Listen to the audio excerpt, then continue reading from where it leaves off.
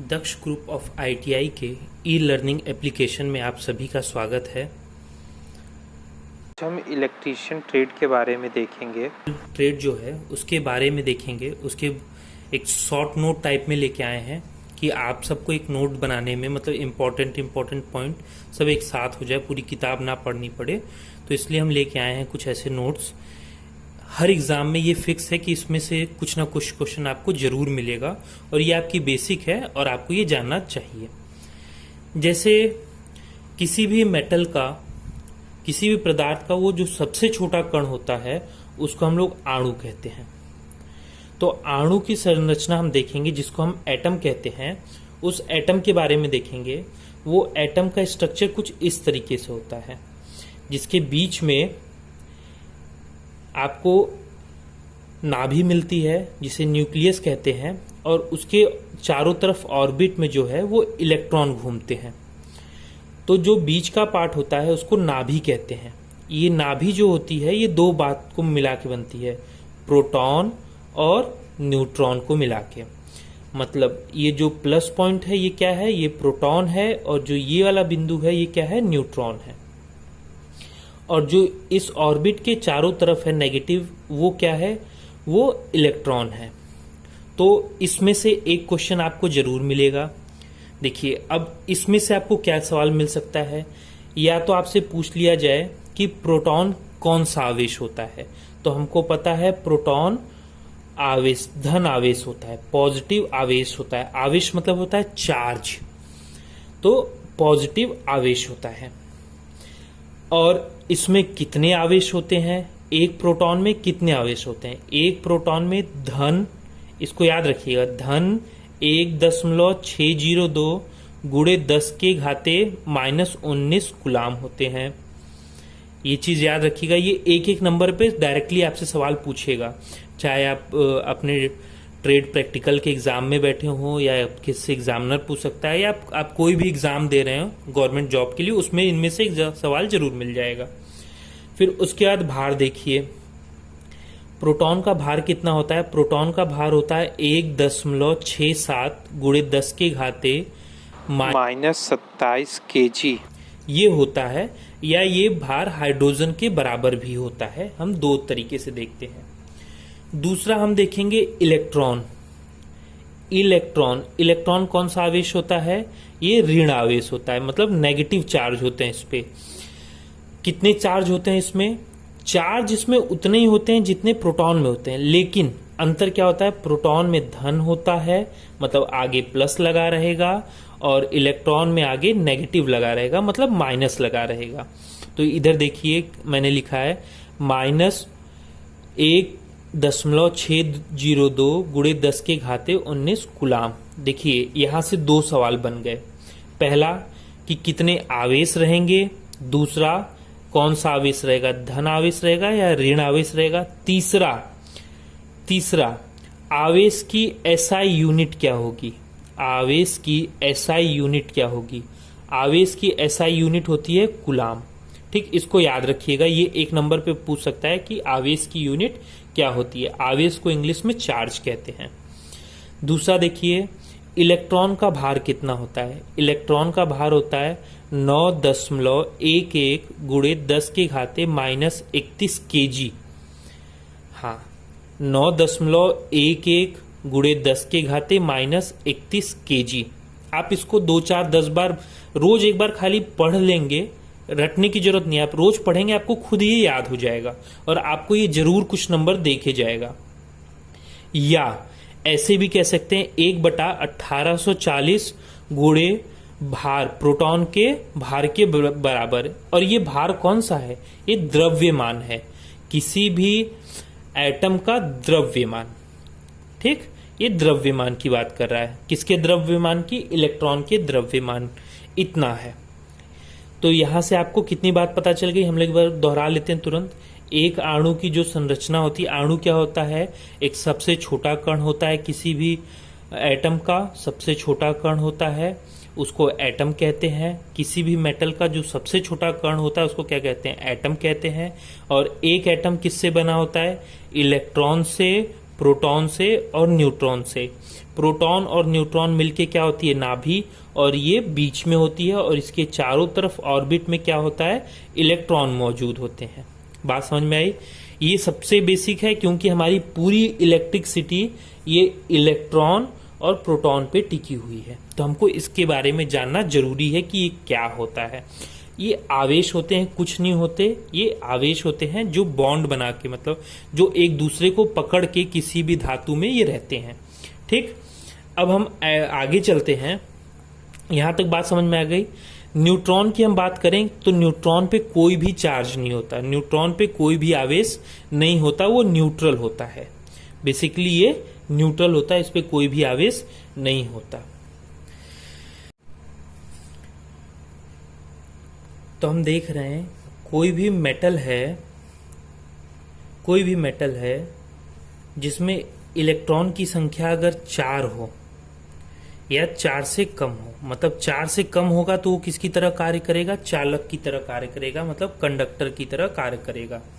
किसकी तरह कार्य करेगा, कंडक्टर की तरह कार्य करेगा। यदि इलेक्ट्रॉन की संख्या 4 के बराबर हो, 4 से कम क्या हो सकता है, 1 हो सकता है, 2 हो सकता है, 3 हो सकता है, लेकिन जब 4 के बराबर होगा तो वो अर्धचालक की तरह, सेमी कंडक्टर की तरह कार्य करेगा। अगर दिया रहे एग्जाम में कि एक धातु है जिसके बाहरी कक्ष में 4 इलेक्ट्रॉन है, तो वो क्या है, चालक है, अर्धचालक है, या रोधक है, या तीनों है, तो आप क्या बताएंगे उस समय कि वो अर्धचालक है। अगर किसी धातु में, किसी मेटल में इलेक्ट्रॉन की संख्या कितनी हो, 4 से अधिक हो, 5, 6 जो भी हो, 4 से अधिक हो, तो वो क्या होगा, रोधक, मतलब इंसुलेटर। अब आपके दिमाग में आ रहा होगा ये सवाल, ये चालक क्या होता है, अर्धचालक क्या होता है, रोधक क्या होता है। तो मैं आपको बता दूं, चालक वो होता है जिसमें धारा जा सकती है, मतलब जिसमें करंट फ्लो होता है, वो चालक होता है, उसको कंडक्टर किस कहते हैं। अर्धचालक वो होता है, इसके नाम से पता चला अर्धचालक, मतलब आधा चालक, मतलब ये कभी कभी चालक की तरह कार्य करेगा और कभी कभी रोधक की तरह कार्य करेगा। इंसुलेटर की मतलब ये धारा को बहने नहीं देगा। तो इस तरीके, जैसे आपका कॉपर हो गया, सिल्वर हो गया, एल्युमिनियम हो गया, ये सब चालक है। और अर्धचालक क्या है, जैसे जितने भी डायोड हैं वो अर्धचालक, जर्मेनियम, सिलिकॉन, ये अर्धचालक है। और इंसुलेटर क्या है, इंसुलेटर वो है जिसमें कोई भी करंट ना फ्लो हो, जैसे आप लकड़ी देख लीजिए, प्लास्टिक देख लीजिए, ये सब अर्धचालक है। तो देखिए मैं आपको समझाने की कोशिश कर रहा हूं। मान लीजिए कोई एक धातु है हमारे पास, इतनी बड़ी धातु है, इस धातु में ऋण आवेश भी है और धन आवेश भी है, ऋण आवेश भी है, धन आवेश भी है। तो ऐसे इसमें छोटे से पार्ट में बहुत ढेर सारे ऋण आवेश होंगे और धन आवेश होंगे। तो इसमें देखिए जो ऋण धन है ये कुछ आपस में जुड़े होंगे, जितने ऋण होंगे उतने धन से जुड़े होंगे। जैसे ये आपस में जुड़ जाएंगे, ये आपस में जुड़ गए, ये आपस में जुड़ गए, ये आपस में जुड़ गए। लेकिन उसके बाद भी देखिए एक ये बच गया, एक इधर देखिए ये बच गया, ये बच गया, ये बच गया। ये बचे हुए मतलब फ्री है, फ्री है मतलब ये कहीं पे भी आ जा सकते हैं। यहाँ पे क्या है, ये फ्री है। ये है क्या, इलेक्ट्रॉन है। अब देखिए मैं माइनस का मतलब क्या हुआ, इलेक्ट्रॉन हुआ, और प्लस का मान क्या हुआ, प्रोटॉन हुआ। तो इसको याद रखिएगा, इलेक्ट्रॉन और प्रोटॉन। तो जो ये इलेक्ट्रॉन है ये कहीं पे भी आने जाने के लिए अपने मन से आ जा सकते हैं। तो इसी इलेक्ट्रॉन के बहने के कारण, मतलब जब इलेक्ट्रॉन अपनी जगह से छोड़ के दूसरी जगह जाए तो उसी के कारण धारा बहती है। और धारा की परिभाषा भी यही होती है कि इलेक्ट्रॉन के प्रवाह को क्या कहते हैं हम लोग, विद्युत धारा कहते हैं। तो अगला हमने क्या लिया है, विद्युत धारा। लेकिन उससे पहले ये देखिए कि ये जो आवेश होते हैं, ये जो चार्ज होते हैं या जो इलेक्ट्रॉन होते हैं, ये आवेश किधर से किधर जाते हैं, हमेशा ये ऋण से धन की तरफ जाएंगे। मतलब ऋण से धन की तरफ, मतलब आपको जो भी दिखेंगे वो ऋण से धन की तरफ जाते दिखेंगे। विद्युत धारा पे आते हैं। विद्युत धारा को हम लोग इंग्लिश में इलेक्ट्रिक करंट कहते हैं। इलेक्ट्रिक करंट, करंट की परिभाषा यही होती है, मतलब जो फ्री इलेक्ट्रॉन्स हैं इनके प्रवाह को ही विद्युत धारा कहते हैं। याद रखिएगा, परिभाषा आपको याद हो गई होगी। क्या, फिर से बता दे रहा हूं कि ये जो फ्री इलेक्ट्रॉन्स हैं इन्हीं के प्रवाह को, इन्हीं के फ्लो को हम लोग क्या कहेंगे, विद्युत धारा कहेंगे, जिसे इंग्लिश में क्या कहते हैं, इलेक्ट्रिक करंट कहते हैं। देखिए, अब पूछेगा कि इलेक्ट्रिक करंट क्या होती है, इलेक्ट्रिक करंट कैसे फ्लो होती है, किसके कारण बहती है, तो किसके कारण, इलेक्ट्रॉन के कारण। 1 नंबर ये दे देगा। दूसरा सवाल पूछेगा कि इलेक्ट्रिक करंट किधर से किधर जाती है, तो आप याद रखेंगे प्लस से माइनस की तरफ, प्लस से माइनस की तरफ, मतलब आवेश के विपरीत जाती है, इलेक्ट्रॉन के फ्लो के विपरीत जाती है, चार्ज के फ्लो के विपरीत जाती है। धारा की परिभाषा देखेंगे कि इलेक्ट्रॉन के फ्लो को धारा कहते हैं। धारा की परिभाषा देख ली हमने, अब इसका सूत्र देखेंगे। धारा बराबर आवेश, धारा बराबर आवेश, आपको दिख ना रहे तो मैं फिर से लिख दे रहा हूं, आवेश, आवेश बटा समय, आवेश बटा समय। आवेश क्या है, चार्ज है, चार्ज बटे समय। अब इसकी यूनिट निकालनी हो तब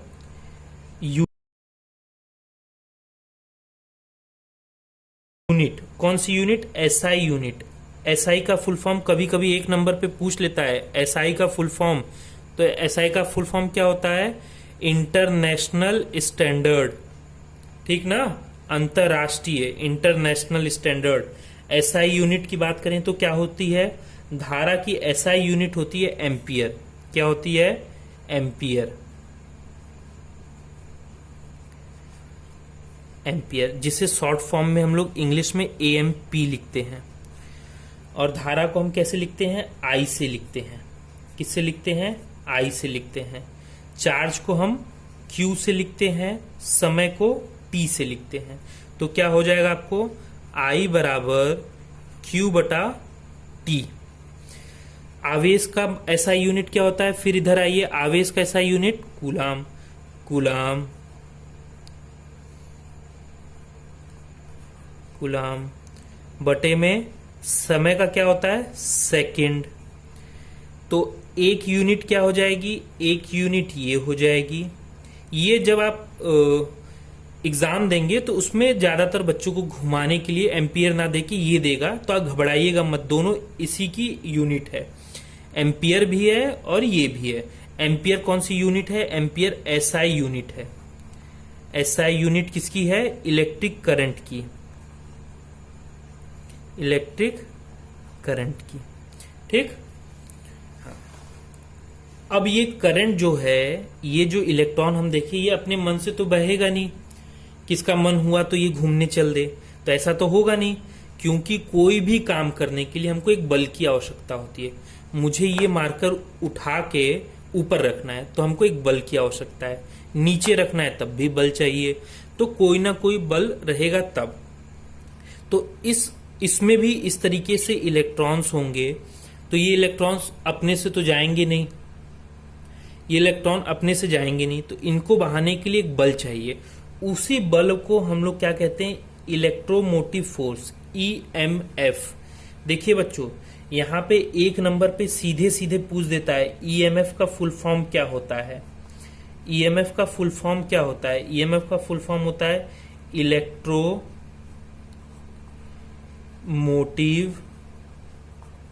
force, electromotive force, EMF, electromotive force. तो 1 नंबर पे इसका फुल फॉर्म याद रख लीजिएगा, ये जरूर पूछ लेता है कभी भी कि ईएमएफ का फुल फॉर्म क्या होता है। ईएमएफ का फुल फॉर्म होता है इलेक्ट्रोमोटिव फोर्स, हिंदी में इसे विद्युत वाहक बल कहते हैं। विभि बल या विद्युत वाहक बल कहते हैं, इसको याद रख लीजिएगा। तो ये वही बल है, ये वही बल है जो इस इलेक्ट्रॉन को बहने में सहायता करती है। ये इलेक्ट्रॉन अपने से कहीं जाएगा नहीं, ये इलेक्ट्रॉन अपने से कहीं जाएगा नहीं, तो इसको भेजने के लिए, एक जगह से दूसरी जगह ले जाने के लिए जो बल लगाएंगे, उसी बल को हम कहते हैं ईएमएफ, इलेक्ट्रोमोटिव फोर्स। इसी को जहां तक हम आमतौर पे पढ़ते हैं क्या, वोल्टेज। क्या होता है, यही वोल्टेज होता है, इसी को वोल्टेज कहते हैं। मतलब हमको किसकी आवश्यकता पड़ेगी धारा बहाने के लिए, वोल्टेज की आवश्यकता पड़ेगी। बात समझ में आ गई? तो ये वही वोल्टेज है जिसके कारण ये इलेक्ट्रॉन बहता है। मतलब इलेक्ट्रॉन बहेगा तो क्या होगा, धारा बहेगी, क्योंकि जिस दिशा में इलेक्ट्रॉन बहेगा, इलेक्ट्रॉन माइनस से प्लस की तरफ जाता है, तो धारा प्लस से माइनस की तरफ जाती है। मतलब इलेक्ट्रॉन इस दिशा में जाएगा तो धारा इस दिशा में आएगी। इस बात को याद रखिएगा, ये कभी कभी पूछ लेता है, इसीलिए एकदम अच्छे से याद रखिएगा इसको। तो इलेक्ट्रोमोटिव फोर्स का मतलब कुछ नहीं होता है, वोल्टेज से है। वही वोल्टेज, ये वही फोर्स है जो इलेक्ट्रॉन को बहाता है। इसकी एसआई यूनिट क्या होगी, इसकी एसआई यूनिट यही होगी जो वोल्टेज की होगी। वोल्टेज की एसआई यूनिट क्या होती है, वोल्ट होती है। एसआई यूनिट वोल्ट होती है, तो इसको याद रखिएगा। ईएमएफ की एसआई यूनिट क्या होगी, वोल्ट होगी। अब यहीं पे मैं आपको तीन चीज बताऊंगा जिसकी तीनों की यूनिट क्या होगी, वोल्ट होगी। तीनों की यूनिट वोल्ट होगी, लेकिन तीनों में बहुत छोटा सा डिफरेंस है जो बच्चों को हमेशा कंफ्यूज करता है। ईएमएफ का मतलब इलेक्ट्रोमोटिव फोर्स।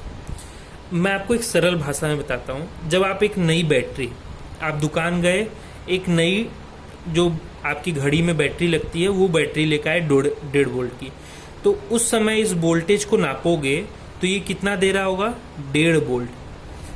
क्यों? क्योंकि इस समय इसमें कोई हानि नहीं हुई है, मतलब इसमें से कोई भी इस्तेमाल नहीं किया गया है। मतलब एकदम नया जब होगा, जब पैदा होगा या नया होगा, तो उसमें जो वोल्टेज होगा उस वोल्टेज को ईएमएफ कहते हैं, इलेक्ट्रोमोटिव फोर्स कहते हैं। लेकिन जब उसको हम लोग इस्तेमाल कर लेंगे, आप बैटरी लेके आइए, अपने रिमोट में लगाइए, 10 दिन चलाइए, फिर नापिए, तो वो 1.5 वोल्ट नहीं देगा, कुछ कम हो जाएगा। वही जो कम होगा वो इस्तेमाल हो जाएगा, वो खत्म हो जाता है, तो उसमें आता है टर्मिनल वोल्टेज। अब टर्मिनल वोल्टेज क्या होता है, टर्मिनल का मतलब होता है बिंदु, दो सिरे। किसी भी दो सिरे पे हम जब वोल्टेज नाप लें, मान लो यहाँ नाप लें और इस जगह पे नाप लें, इस जगह पे नाप लें और इस जगह पे नाप लें, तो ये इन दोनों के बीच का जो वोल्टेज होगा उसी को टर्मिनल वोल्टेज कहेंगे। तो इसका भी मात्रक क्या होगा, वोल्ट होगा। ऐसा यूनिट क्या होगी, वोल्ट होगी। विभवांतर, देखिए पोटेंशियल डिफरेंस या विभवांतर। पोटेंशियल डिफरेंस का भी मतलब होता है दो बिंदुओं के बीच का डिफरेंस। मतलब मान लीजिए यहाँ 10 वोल्ट है और यहाँ 5 वोल्ट है। मान लीजिए यहाँ कितना है, 10 वोल्ट, यहाँ 5, तो इनके बीच का अंतर कितना है, 5 वोल्ट का है। इसी को कहते हैं पोटेंशियल डिफरेंस, कि यहाँ पे वोल्टेज डिफरेंस है। ये बहुत बड़ी बात है। देखिए पोटेंशियल डिफरेंस का मतलब ये होता है जब अंतर होगा तभी जाएगी कोई चीज। अगर 10 यहाँ पे भी रहता, 10 यहाँ पे भी रहता, तो दोनों तरफ बल बराबर होता, तो कोई चीज यहाँ जाती, मतलब मैं यहाँ से भी उतना बल लगाऊं और यहाँ से भी बल लगाऊं, तो क्या धक्का होगा, नहीं। अगर मैं यहाँ से अधिक बल लगाऊं तो ये इधर की तरफ सरक जाएगा। तो इस चीज को याद रखिएगा। तो बल जिधर ज्यादा होता है उधर से अपोजिट तरफ बहेगा, मतलब इस दिशा में। अब यहीं पे हम बात कर लें तो इस तार में इलेक्ट्रॉन्स होंगे, ऐसे ऐसे ये इलेक्ट्रॉन्स होंगे। कोई चालक तार है तो क्या करेगी, जब बैटरी लगाएंगे तो इस बैटरी में धन आवेश क्या करेगा, इस ऋण आवेश को अपनी तरफ खींचेगा। ये पूरे ऋण आवेश जितने हैं, पूरे इलेक्ट्रॉन्स इधर आएंगे और ये माइनस किसको खींचेगा, प्लस को अपनी तरफ। तो पूरे धन आवेश इस तरफ मूव करेंगे। तो इस समय कौन मूव कर रहा है, इलेक्ट्रॉन मूव कर रहे हैं, इलेक्ट्रॉन मूव कर रहे हैं। जैसे इलेक्ट्रॉन मूव करेंगे किधर, ऋण से इस तरफ से, ऋण से माइनस से किस तरफ आ रहे हैं, प्लस से। तो धारा किस तरफ जाएगी, इलेक्ट्रिक करंट I किस तरफ जाएगा, ऐसे जाएगा।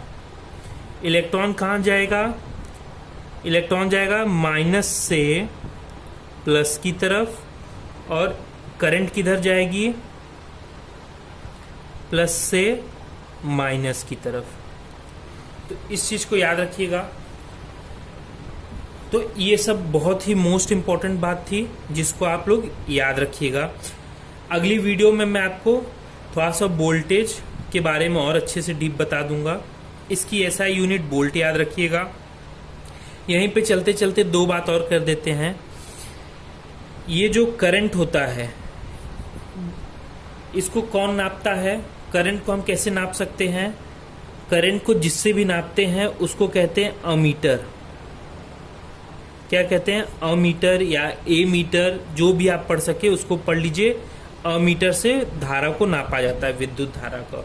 और वोल्टेज को किससे नापेंगे हम लोग, voltage, EMF, terminal voltage, potential difference, इन सबको किससे नापेंगे, इसको वोल्ट मीटर से, वोल्ट मीटर से किससे नापेंगे, वोल्ट मीटर से।